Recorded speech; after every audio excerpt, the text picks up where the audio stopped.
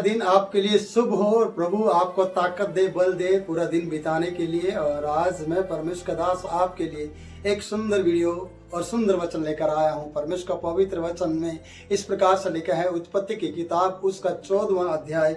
और ये कहानी वहां पर इस प्रकार से बताती है कि 14वें अध्याय में जब सदोम अमोरा के राजाओं को लोग राजा लूट कर लेकर गए, और जब परमेश्वर के दास अब्राहम को प्रियो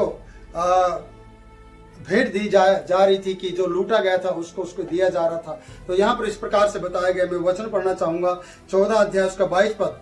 अब्राहम ने सदोम के राजा से कहा, परम प्रधान ईश्वर यहोवा जो आकाश और पृथ्वी का अधिकारी, उसकी मैं यह शपथ खाता हूँ, कसम खाता हूँ, शब्द खाता हूँ कि जो कुछ तेरा है उसमें से मैं कुछ भी ना लूंगा, ना तो मैं एक सूत और ना जूती का बंधन, ना कोई और वस्तु लूंगा। तू ऐसा ना कहने पाए कि अब्राहम मेरे ही कारण धनवान बना है। प्रियो, मैं इस वचन को इसलिए पढ़ता हूं कि हम कहीं न कहीं परमेश्वर की इज्जत का ख्याल नहीं करते, परमेश्वर के रुतबे का ख्याल नहीं करते, परमेश्वर के उन दान वरदानों का ख्याल नहीं करते, परमेश्वर की शक्ति और सामर्थ का ख्याल नहीं करते, जिसके कारण से हम लालच करके उन चीज़ों को ले लेते हैं। जैसे हम लूट पर टूट पड़ते हैं और हम लूट की वस्तु को लेना चाहते हैं, इस तरीके से हमारा जीवन बीत जाता है। तो प्रियो, इस वचन से परमेश्वर के दास अब्राहम ने इस प्रकार से कहा कि कसम है, शपथ खाता हूं मैं कि तेरे लूट की वस्तु से मैं एक सूत भी नहीं लूंगा, एक बंधन भी नहीं लूंगा, मैं कुछ भी नहीं लेने वाला। इस प्रकार से परमेश्वर के नाम को उसने ऊंचा किया कि सर्वशक्तिमान परमेश्वर मुझे धनवान बना सकता है, और वही है जो मेरी जरूरत को पूरा करता है। इस वचन से हमें सीखने को मिलता है। एक जगह और हम देखते हैं दूसरा राजा और उसके कुछ पदों को हम देखते हैं। मैं वहां पर बताना चाहूंगा कि वो 5 अध्याय है, वहां पर इस प्रकार से लिखा है, एलिशा ने कहा है, यहोवा जिसके सन्मुख मैं उपस्थित रहता हूं, उसके जीवन की शपथ, मैं तेरी भेंट में से कुछ भी नहीं लूंगा। अब्राहम ने परमेश्वर का आदर किया, एलिशा ने परमेश्वर के आदर को और ज्यादा बढ़ा दिया है कि मैं तेरी भेंट में से कुछ भी नहीं लूंगा। इतनी भेंट, ज्यादा भेंट थी कि आपको मैंने पिछले दिनों में बताया कि 6000 टुकड़े सोने के, 10 किकार चांदी, 10 जोड़े वस्त्र, फिर भी वो इनकार करता चला गया। यहोवा की जीवन की शपथ है, मैं तेरी भेंट में से कुछ भी नहीं लूंगा। दूसरे वचन में हम जाते हैं मेरे प्रियो दानियेल की किताब में, और दानियेल की किताब में इस प्रकार से लिखा है, जब दीवार पर हाथ से कुछ लिखा गया और वहां पर राजा है बेलशस्सर नामक राजा ने, वो घबरा गया, उसके घुटने थरथराने लगे, और वो तांत्रिक और भावी कहने वाले लोगों से पूछ रहा था। और किसी ने उसके राजभवन में इस प्रकार से बताया कि जो रानी थी उसने बताया कि तेरे पिता का एक भविष्यवक्ता अभी भी है, दानियेल नाम का, उससे मिलो, उसे ढूंढो और वो आपके दर्शन का अर्थ बता सकता है। और यहाँ वचन में बताया जाता है कि वो उसने कहा कि हाँ जरूर मैं बताऊंगा। और बताने से पहले इस प्रकार से राजा ने कहा है 5:17, दानियेल 5:17 में लिखा है कि दानियेल ने राजा से कहा, अपने दान को अपने पास रख और जो बदला तू देना चाहता है उसे दूसरे को दे दे। जो बदला तू देना चाहता है उसे क्या कर, दूसरे को दे दे। मैं परमेश्वर का धन्यवाद करता हूं ऐसे सेवकों के लिए, ऐसे किरदारों के लिए, और ऐसे कहानियों के लिए, और ऐसे इस प्रकार हकीकत की जो वचन दिया गया है उसके लिए मैं परमेश्वर का धन्यवाद करता हूं कि ये वचन हमारे जीवन को बदलते हैं। ये वचनों से और इन किरदारों से, दानियेल से, अब्राहम से, एलिशा से हमें सीखने को मिलता है कि हम भी अपने जीवन में ये निर्णय ले सकते हैं। हम ये निर्णय लेकर परमेश्वर को धन्यवाद दे सकते हैं कि अपनी कंठ बाला, अपनी सोने की चैन अपने पास रख। अगर ये बदला देना चाहता किसी और को दे दे, पर मुझे ये बदला नहीं चाहिए, क्योंकि परमेश्वर की उत्तम आत्मा इसके अंदर पाई जाती है। अपना समय परमेश्वर को देता है। कंठमाला, धन दौलत, सोना चांदी इसके लिए इतना महत्व नहीं रखते जितना कि परमेश्वर।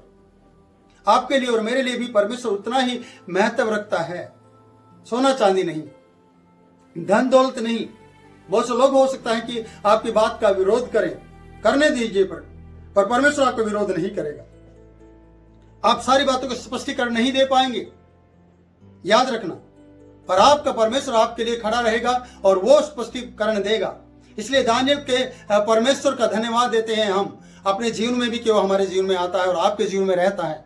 इसलिए दानियेल की तरह खड़े हो, आप कह सके कि इसका बदला किसी और को दीजिए, यहाँ पर सोने की कंठमाला और वो आदर सत्कार इसको दिया जाएगा।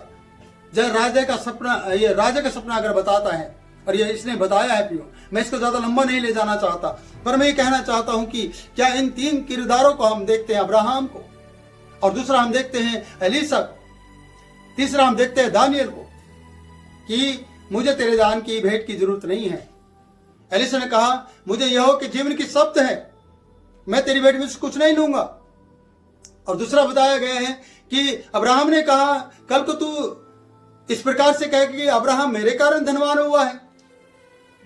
आप समझ रहे हैं कि एक अच्छा मसीह और एक अच्छा परमेश्वर का भगत इस बात को अच्छी तरह जानता है कि कहीं मुझे बदनाम ना करे और उससे बढ़कर मेरे परमेश्वर को बदनाम ना करे।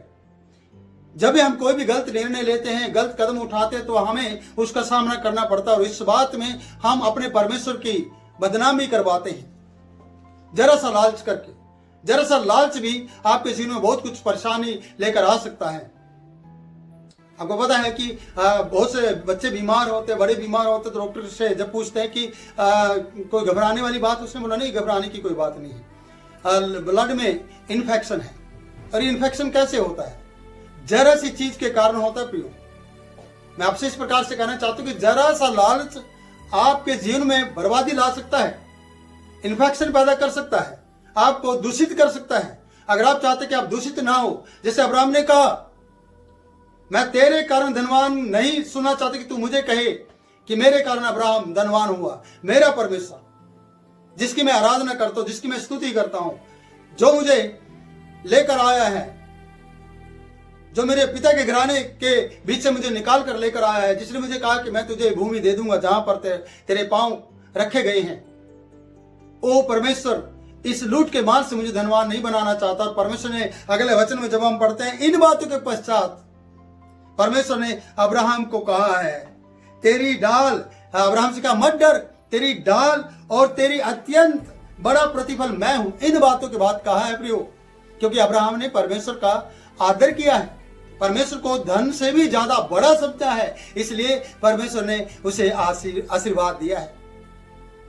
दानियल के अंदर उत्तम आत्मा पाई जाती है, क्योंकि उसकी आत्मा दूषित नहीं होती, जरा सी बात के लिए भी लालच नहीं करता है। जब हम पहले अध्याय दानियल के किताब में पढ़ते हैं, वहां लिखा है कि उसने राजा के भोजन का इनकार कर दिया, क्योंकि वो अपने आप को दूषित नहीं करना चाह रहा था।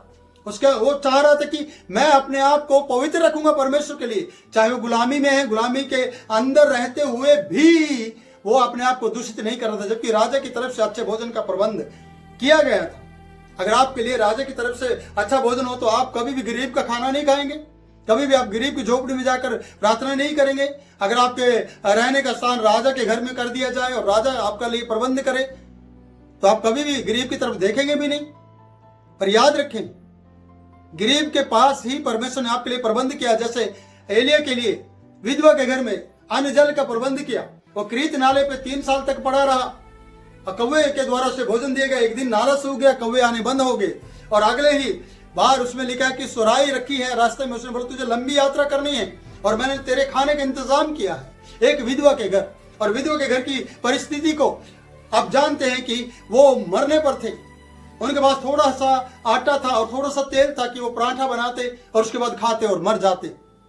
और उनके वाक्य भी यही है कि बस हमारे पास कुछ नहीं है। जब परमेश्वर के दास एलिया ने पानी मांगा, उसने कहा छोटा सा टुकड़ा रोटी का भी बनाकर लेकर आना, तब उसने कहा नहीं परमेश्वर के दास, हमारे पास वो भरपूर मात्रा में नहीं है, पानी ले आती हूँ पर रोटी नहीं है। उसने बोला नहीं, पहले मेरे लिए ले आ।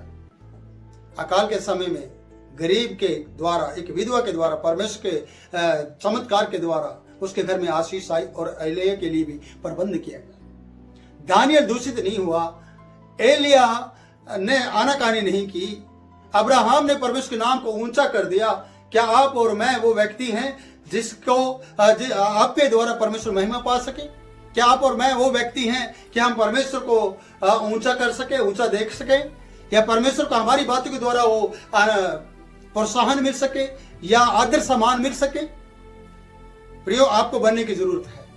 प्रियो, परमेश्वर का दास आपसे ये कहना चाहता है कि अब्राहम की तरह जिंदगी जिए, आप एलीशा की तरह जिंदगी जिए, आप लूत की तरह जिंदगी नहीं, बल्कि वचन में बताता दानियल की तरह जिंदगी जिए, सदरक मेशक अबेदनगो की तरह जिंदगी जिए, और परमेश्वर आपकी जरूरत को पूरा करेगा। हम लूत का जिक्र मेरे मुंह से निकला है कि लूत अब्राहम से अलग हुआ तो बर्बाद हो गया। मैं ये नहीं कह रहा कि आप किसी पास्टर को छोड़कर चल जाओ, मैं ये नहीं कह रहा कि आप चर्च छोड़कर चल जाओ, मेरा मतलब वो नहीं है, पर मैं कहता कि आशीष व्यक्ति के साथ रहना आशीष का भागीदार होना है। प्रभु इन वचनों के द्वारा आप लोगों को आशीष दिए। 10 मिनट आपकी जिंदगी बदलें और प्रभु आपके साथ बना रहे। प्रभु मेरे प्रियो, आप इस वीडियो को शेयर करें, लाइक करें और हमारे चैनल PGI विनती भवन को सब्सक्राइब करें। प्रभु आपको बहुत आशीष से आशीष दिए।